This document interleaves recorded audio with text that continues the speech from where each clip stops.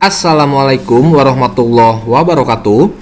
Sobat calon ASN semua dimanapun Anda berada, jumpa lagi bersama saya di channelnya Taufik Amarullah, channel edukasi, wadah informasi, sambil menikmati secangkir kopi.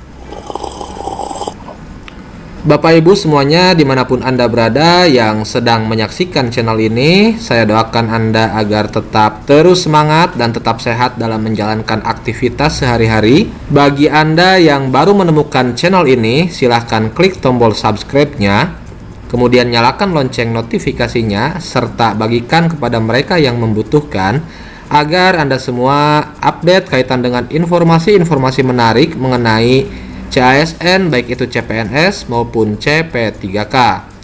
Dan bagi Anda penonton setia channel ini, saya ucapkan terima kasih. Secara tidak langsung Anda telah update informasi-informasi menarik kaitan dengan CPNS ataupun CP3K. Dan dalam informasi kali ini saya menyampaikan informasi yang sangat penting yang Bapak Ibu harus tahu ya. Tenaga honorer harus tahu dalam perekrutan P3K tahap 2 ini.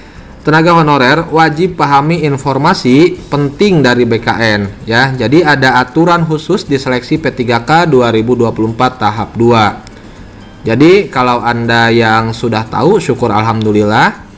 Dan bagi Anda yang tidak tahu, nah ini harus patut diperhatikan ya. Karena informasi ini sangat penting sekali demi kelolosan Bapak Ibu sekalian. Dan tanpa berlama-lama, mari kita bahas informasinya bersama-sama. Ada aturan khusus di seleksi P3K 2024 tahap 2. Tenaga honorer wajib pahami informasi penting dari BKN berikut ini. Nah, ini wajib ya, perintahnya wajib. Jadi Bapak Ibu semua harus paham, harus tahu informasi dari BKN ini demi kelolosan Bapak Ibu sekalian dalam perekrutan seleksi P3K 2024 tahap 2. Informasi ini diliput oleh lengkong.ayobandung.com yang menyampaikan bahwa pendaftaran seleksi P3K 2024 tahap 2 saat ini telah resmi dibuka mulai 17 November hingga 31 Desember 2024. Nah, sebagaimana kita tahu bahwa perekrutan atau pendaftarannya telah dibuka ya, seleksi administrasi sedang digodok atau diverifikasi oleh tim daripada BKN, dan setelah verifikasi ini dilaksanakan maka akan dilaksanakan seleksi lanjutannya, yaitu seleksi CAT P3K 2024. Seleksi P3K tahap 2 merupakan rangkaian penuntasan tenaga honorer yang telah masuk dalam program prioritas Kemenpan RB. Sama halnya dengan tahap 1, pada seleksi P3K tahap 2 ini juga telah terbuka untuk tenaga honorer. Jadi siapapun itu tenaga honorer terbuka dalam mendaftar seleksi P3K tahap 2 ini. Pada seleksi tahap 2 ini terdapat aturan khusus terkait tenaga honorer yang bisa melamar. Nah, ini Bapak Ibu sekalian, agar kita bisa melamar dalam seleksi P3K tahap 2 ini, jadi di sini ada aturan khususnya ya, tidak bisa semena-mena kita ikut daftar. Adapun tenaga honorer yang dapat melamar pada seleksi P3K tahap 2 adalah mereka yang telah bekerja di instansi pemerintah minimal selama 2 tahun. Nah, ini salah satu syaratnya Bapak Ibu sekalian, harus mengabdi di instansi pemerintah sebagai tenaga honorer minimalnya 2 tahun. Selain itu, seleksi tahap 2 ini juga terbuka untuk alumni PPG, khusus untuk formasi guru di instansi daerah.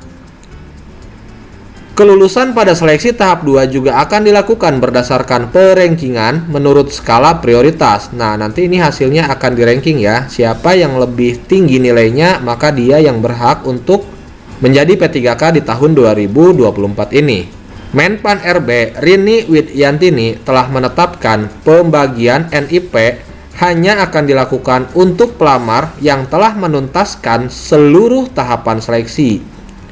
Nah, ini kaidahnya ya, kaitan dengan aturan. Maka kalau ingin mendapatkan NIP maka kita harus bisa menuntaskan segala tahapan seleksinya.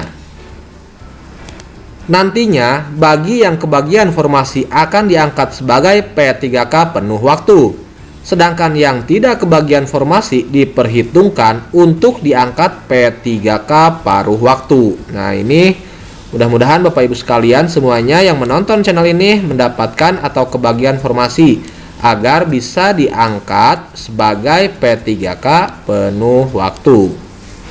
Untuk dapat lulus dalam seleksi administrasi, pelamar wajib mengunggah berkas dan data diri sesuai yang diminta instansi yang dituju.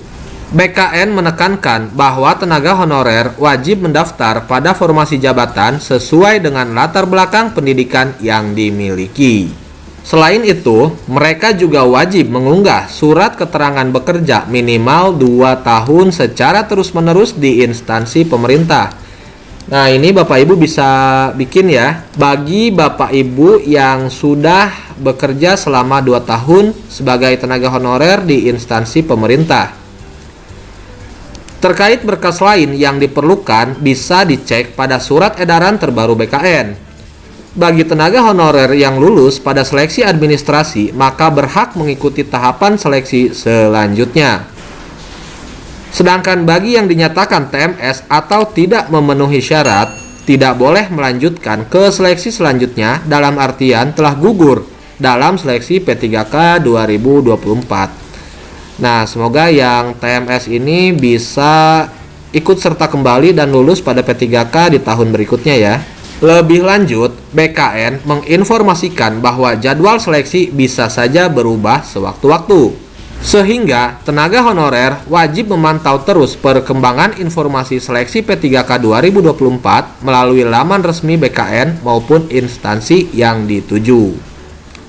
Nah, Bapak Ibu sekalian, itulah informasi yang dapat saya sampaikan, bahwa informasi penting bagi Anda tenaga honorer yang bisa mendaftar minimalnya berkarir 2 tahun secara terus-menerus ya, dan itu harus dibikinkan surat dan diupload pada laman SSCASN. Jadi itu saja yang dapat saya sampaikan dalam kesempatan di video kali ini. Akhir kata saya ucapkan terima kasih. Wassalamualaikum warahmatullahi wabarakatuh.